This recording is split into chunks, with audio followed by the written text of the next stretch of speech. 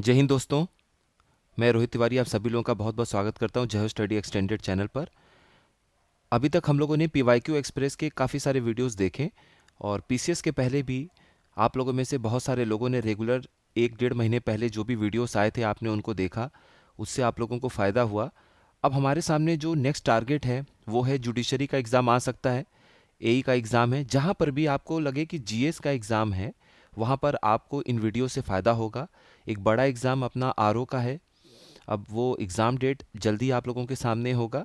मई जून में ही पूरा पूरा चांस है कि एग्ज़ाम होगा, तो जो भी डेट है वो तो अपने सामने आ जाएगा। अपनी तैयारी अगले 3 महीने में लगभग लगभग पूरी हो जानी चाहिए, ताकि कोई भी डेट हो हम उसके लिए पहले से रेडी रहें। तो पी वाई क्यू एक्सप्रेस जो था, अब अपना थोड़ा सा इसको अपग्रेड करके P Y Q Vande Bharat express करने का सिर्फ इतना मतलब है कि सिर्फ और सिर्फ जो प्रीवियस ईयर सवाल आए हुए हैं हम सिर्फ उन पर फोकस ना करें, उसके साथ साथ हम उसमें और क्या मॉडिफिकेशन कर सकते हैं, बदलाव कर सकते हैं, जिससे और बेहतर सवाल तैयार हो सकते हैं, तो हमें वो भी तैयारी करनी पड़ेगी।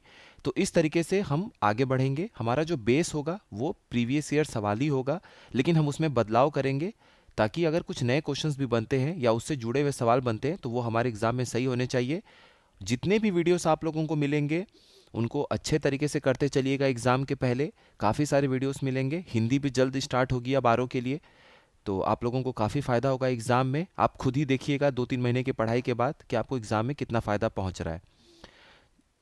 क्वेरी आ रही थी बहुत सारे लोगों की क्विज़ को लेके भी, तो जीएस महाकुंभ क्विज़ बैच जो है उसके बारे में कोई भी डिटेल आप लोगों को जानना है तो व्हाट्सअप या टेलीग्राम कर सकते हैं आप इस नंबर पे 8744903539। इस नंबर पर आप क्वेरी कर सकते हैं, पूछ सकते हैं, डिटेल ले सकते हैं हिंदी आर ओ क्विज़ के लिए, और जीएस महाकुंभ जो जीएस बैच क्विज़ बैच है उसके बारे में आप जान सकते हैं। चलिए स्टार्ट करते हैं अपना वीडियो। देखिए, एजर्शन रीजन के फॉर्म में ये कथन कारण के रूप में एक सवाल है आपके सामने। The president is a part of the parliament, यानी कि राष्ट्रपति जो है वो संसद का एक हिस्सा है, ये कथन है। और कारण ये बताया गया है कि a bill passed by the two houses of the parliament can not become a law without the assent of the president. मतलब संसद के दोनों सदनों द्वारा पारित विधेयक राष्ट्रपति की सहमति के बिना कानून नहीं बन सकता। तो देखिए, राष्ट्रपति संसद का हिस्सा हैं, ये हमें अनुच्छेद या आर्टिकल 79 के तहत जानने को मिलता है। अब हम ये कैसे बोल सकते हैं कि राष्ट्रपति जो हैं वो संसद का हिस्सा है? वो हम इस आधार पे, इस बेसिस पर बोल सकते हैं कि दोनों ही सदनों के द्वारा जब विधेयक या बिल को पास किया जाता है तो वो कानून का रूप तभी धारण करता है जब राष्ट्रपति अपनी मुहर लगा देते हैं, यानी राष्ट्रपति अपनी स्वीकृति या एसेंट दे देते हैं। और हमें किस अनुच्छेद या आर्टिकल के तहत ये जानने को मिलता है कि राष्ट्रपति बिल पर साइन करते हैं या राष्ट्रपति बिल पर क्या डिसीजन लेते हैं, विधेयक पर क्या निर्णय लेते हैं, तो वो हमें जानने को मिलता है आर्टिकल 111 के तहत। तो अब देखिए, यहाँ पर जो ये सवाल है कथन कारण है, ये बिल्कुल ठीक है। कारण बिल्कुल सही बता रहा है कथन को कि हाँ, राष्ट्रपति संसद का हिस्सा इसलिए है क्योंकि जो बिल पास किया जाता है, जो विधेयक पास किया जाता है दोनों ही सदनों के द्वारा, या विधेयक को पारित किया जाता है दोनों सदनों के द्वारा, वो तभी कानून का रूप लेता है जब राष्ट्रपति उसमें अपनी सहमति प्रदान कर देते हैं। तो इसका राइट आंसर हो जाएगा बी। ए और आर दोनों सही है, यानी कथन और कारण दोनों सत्य है, और कथन जो है, जो कारण जो है वो कथन को सही तरीके से उसकी व्याख्या कर रहा है। तो R is the correct explanation of A. Solution में जब हम देखेंगे तो आर्टिकल 79 की बात जो हम कर रहे थे, अनुच्छेद 79 की बात कर रहे थे, वो यही बोलता है कि संघ के लिए एक संसद होगा, संसद के बारे में ये बताता है। तो ये आप आर्टिकल को ध्यान रखिएगा। अगला सवाल देखते हैं।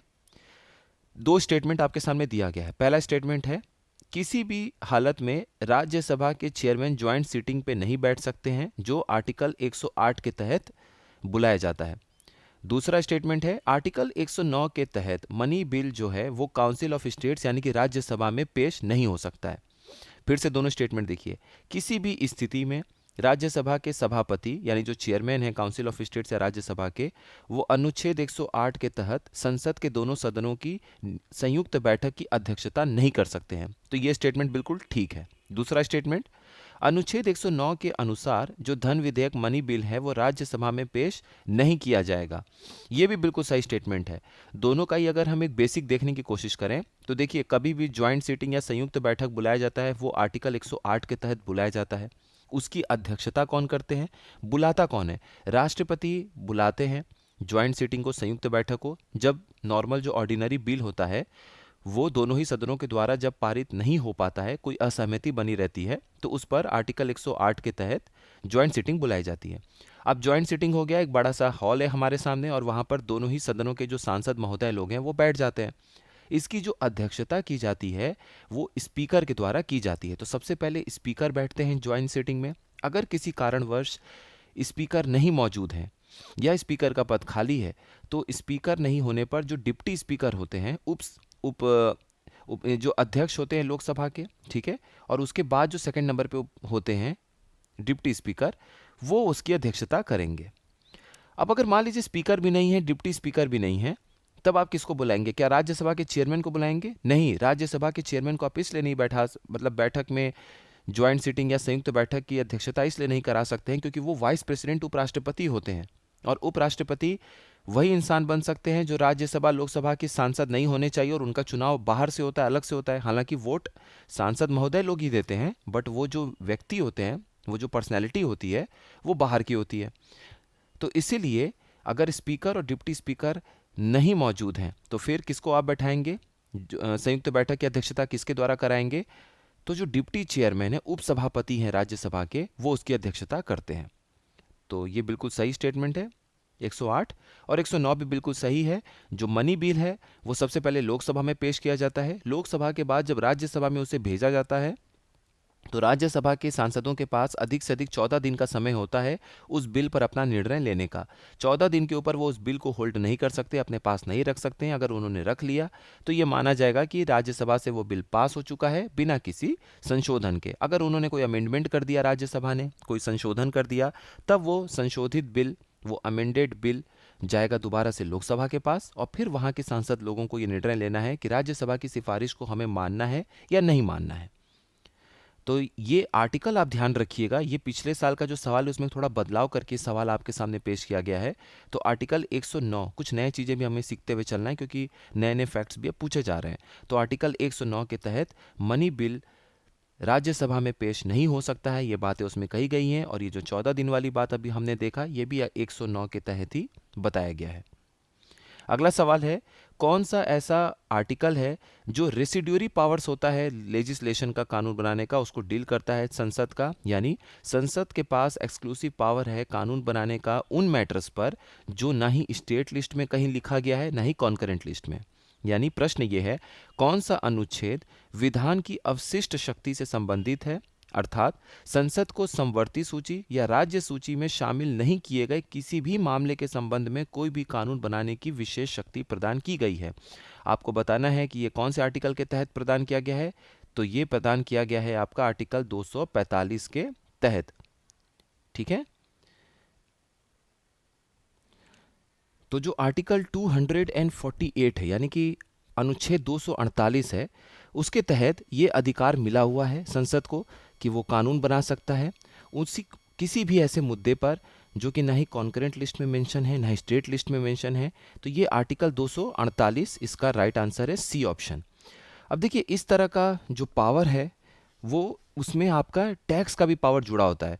तो मान लीजिए कि अगर समवर्ती सूची कॉन्करेंट लिस्ट है या फिर राज्य सूची स्टेट लिस्ट है, उसमें उसके अलावा उसमें जो भी टैक्स का पावर लिखा हुआ है, टैक्स का मुद्दा मैटर लिखा हुआ है, सब्जेक्ट लिखा हुआ है, उसके अलावा भी अगर किसी चीज़ पर ये टैक्स लगाना चाहे संसद, तो वो अवशिष्ट शक्ति यानी कि रेसिड्यूरी पावर के अंतर्गत वो लगा सकते हैं। तो वो कोई भी टैक्स जो कि इन सूचियों में शामिल नहीं है, उस पर संसद के पास अधिकार है टैक्स लगाने का। अब आप ये बताइए, आर्टिकल 248 हमने देख लिया, आर्टिकल 252 और आर्टिकल 245, इन दोनों के बारे में भी एक एक लाइन आप जरूर बताइएगा। आर्टिकल 248 हमने देख लिया, आर्टिकल 245 और आर्टिकल 252 क्या है, एक बार इस पर भी आप जरूर बताइएगा। तो जो भी आप लोगों में से इसके बारे में कमेंट करेंगे उनके कमेंट को पिन कर दिया जाएगा ताकि हम एक दूसरे से भी चीज़ों को देखकर सीखते रहें। अगला क्वेश्चन देखते हैं। देखिए, पहला स्टेटमेंट है इसमें, article 249 deals with the power of parliament to legislate with respect to a matter in the state list in the national interest. ठीक है, अनुच्छेद 249 ये बोलता है कि राष्ट्र हित में अगर आवश्यक है तो राज्य की सूची यानी स्टेट लिस्ट में किसी भी मामले के संबंध में कानून बनाने की शक्ति संसद के पास होती है। लेकिन ये कब होगा? जब काउंसिल ऑफ स्टेट्स यानी कि राज्यसभा एक रिजोल्यूशन को पास करे 2/3 उसके सांसद मौजूद होने चाहिए और वोट करने होने चाहिए, और वो ये बात रिजोल्यूशन जब पास करे तो ये बात बोले ये इसकी राष्ट्र हित में ये आवश्यक है कि हम कानून बनाएं स्टेट लिस्ट के किसी भी मैटर पर।